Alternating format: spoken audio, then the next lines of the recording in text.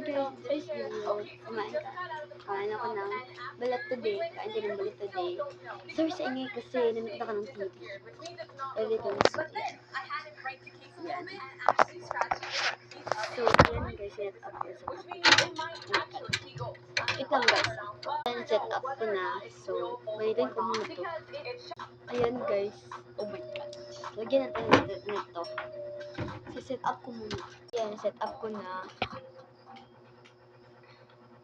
Yan guys, set up ko na.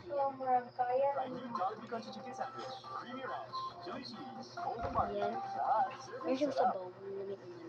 Oh my gosh. But pause. How the heck did I just buy a random box of iPhones? Well, in case you didn't know, guys, I like to shop. And the other day, I was online shopping on my favorite platform, Facebook Marketplace, and I kept seeing way too good to be true ads. It was like $50 iPhone. And honestly, I really want to test them out, put myself to the test to try to shop online and buy some scammy ads.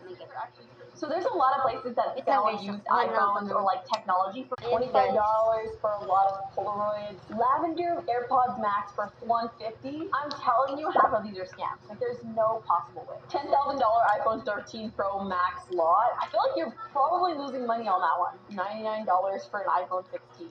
Got it. $175 for some iPhones. $13 brand new iPhone 16 Plus. $13. Wow. And believe it or not, Facebook Marketplace is now the only place that sells these. We also have eBay selling assorted iPhones for $156. That's a lot. I think some of these are actually pretty good. iPhone 14 Plus, 13 of them for only $1,900. That's really cheap. Dude, there are so many scammy ads. And I think I might fall for it. An iPhone 13 Pro for $1,700. That's how much? Set up ko na. Kain na tayo. Oh my god. Ang sarap naman. Sarap.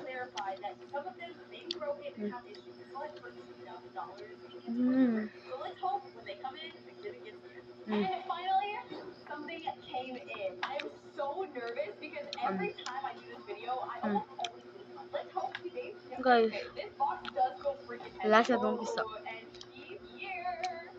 Mag-subscribe na kayo guys. Mag-subscribe na kayo at like para makain ko tong piso na to. And this looks like a iPhone 14, I believe, a 14 Pro Max. So far, it looks great. There's no bad like conditions on it. Like it definitely looks used, but it's not cracked or anything like that. So kainin na natin. Let's go. Ni buhok ko eh. Ni buhok mo rin. Imo.